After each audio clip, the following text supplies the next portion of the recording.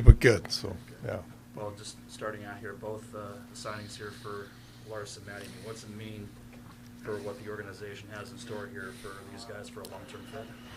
Yeah, I mean, certainly in Matty's case, he's a young star for the organization. We think highly of him. We think he's got a bright future, and being able to get him on board for 7 more years is really exciting for us.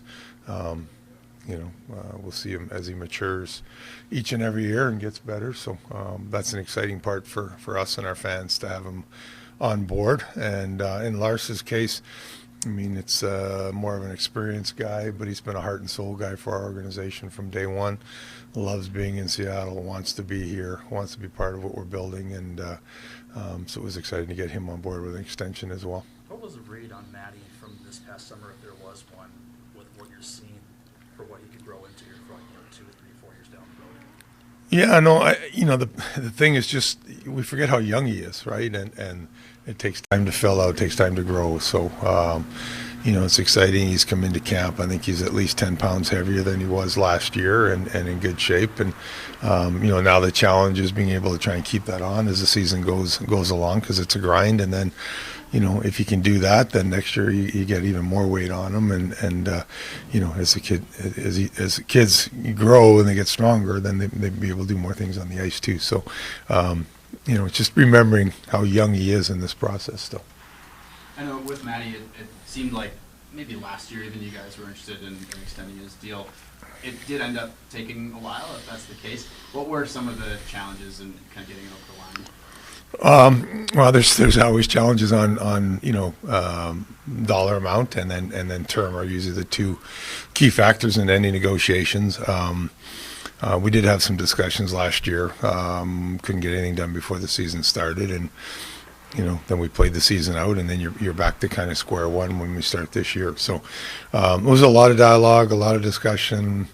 Talked a lot of different terms, a lot of different scenarios, but at the end of the day, really happy that we got something worked out and have him in the fold, like I said, for the next 7 years, and we move forward from here. With both deals, are you happy with where they landed in terms of just from your point of view? Yeah, no, I think most deals, the player maybe feels they never got everything they should, and the management maybe feels you gave a little more than you should. And if that's the case, then I think it's probably a fair deal for both sides. So we're pleased with where they both landed, yes. On the Matty deal, what's the kind of motivation on both sides to go where it ended up with a long-term deal rather than a bridge deal? Yeah, and I just, you can do the bridge deal. There's always risk in both ways, right? If you do the bridge deal and the cap goes up dramatically, you're looking at maybe a bigger number down the road. You go the term like we do and things don't pan out, then it's a longer year. But, we believe in Matty. We believe in what he brings. It's not just on the ice. It's his leadership in our locker room and what he does in the community for the organization. So there's a lot of factors that went into being comfortable doing the 7-year deal with him. And ownership was more than fine going that route. When you mentioned Matty putting on a little weight, obviously it's been an ongoing effort, but what is just having a little bit more of a stout profile kind of unlock in his game? What do you think he can achieve by being just a little bit more formidable in that way? Well, the bigger you get, the heavier you get, the stronger you get, the more you can fend off. There's some big boys in this league, especially in the offensive zone when you're trying to hang on to the puck and make plays. And, if you're a little bit lighter, you can get sort of knocked around a little bit. And the heavier you get, the stronger you get. Hopefully that buys you more time with the puck and to hold off guys and make plays. And, I think we'll see that in his development as the season progresses. Ron, I'd like to point out that I'm 10 pounds heavier than last year. You and me both, yeah. You mentioned how young Matty is, yeah. And he signed a $50 million contract. What type of opportunities are there? Does the team put in place, or does the league put in place, so that a player can manage newfound wealth, so that he can be whole, at the end of the contract? Because we know how much pressure there is on athletes and the people around them. Yeah, unfortunately, most players don't let me manage their money, so there's not much I can do there.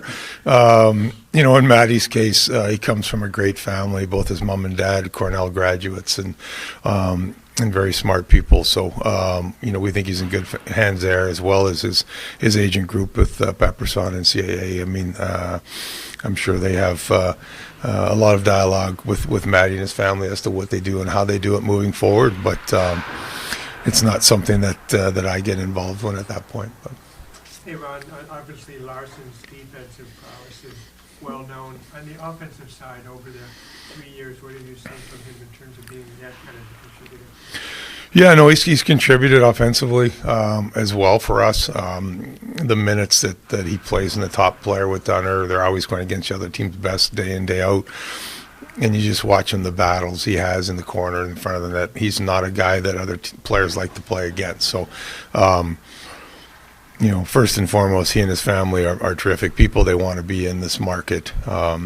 Too, he loves being a Seattle Kraken and loves everything that this organization does. So, he sent me a really nice text after we agreed to terms, which, I shared with our ownership group that, I think they appreciate just that kind of individual.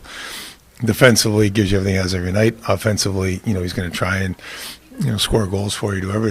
You can see the bench sometimes when the big cat scores a goal, they all get fired up. So he's that kind of guy in our locker room and on our team. So it's great to have him in the fold for another 5 years. Ron, you mentioned his play with Vince. What do you think it is about the two of them that they've been so compatible and have unlocked maybe a next level for each of them? Yeah, I don't know. Just this sort of, I think Vince, when he first got here, was kind of finding his way a little bit, and Lars, had some tough situations maybe in his background, and this was a fresh start for him, and they just kind of meshed and went well together. And I think both of them have been a real solid pair for us all 3 seasons, and I don't expect that to change moving forward. With Larson, he's certainly been a leader on the team, and now he stays for 4 more years beyond this season. I know there's been discussions about potentially naming a captain. Is he somebody that you guys would be considering for that role? Yeah, certainly he would be in the mix. I mean, I think in fairness to Dan, he hasn't even had a practice yet, so we need to give him a few weeks here just to see what he feels we have in the locker room and on the ice, and if he's comfortable naming somebody captain at the end, then we'll do that before we head into the season. Is the next job figuring out the salary cap?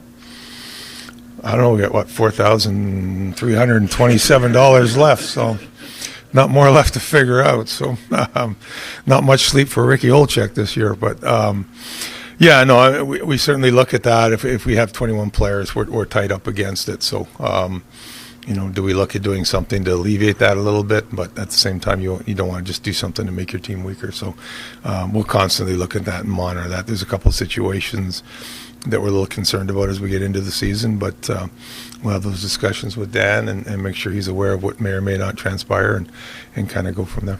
Is that a level of flexibility you're comfortable going into the season with? At this point, yeah. But, like I said, we're always looking at possibilities as well. So. Ron, on Lars, he's missed just 1 game over the last 3 years. How do you see, from what he's done with durability, as maybe like an ally or a tool for him as he gets older and older here into his 30s? Yeah, and he's a guy that won't take 1 day off the ice. I mean, you tell him it's a day off, for, the scheduled ones he takes. But we have a coach that says, hey, we got a day off, and he wants to come and he wants to skate. And that's just who he is. And loves being on the ice. And I think that sort of translates to his ability. He loves to play the game and wants to play every night. And for us, he's been a real good player in that regard over the past 3 seasons.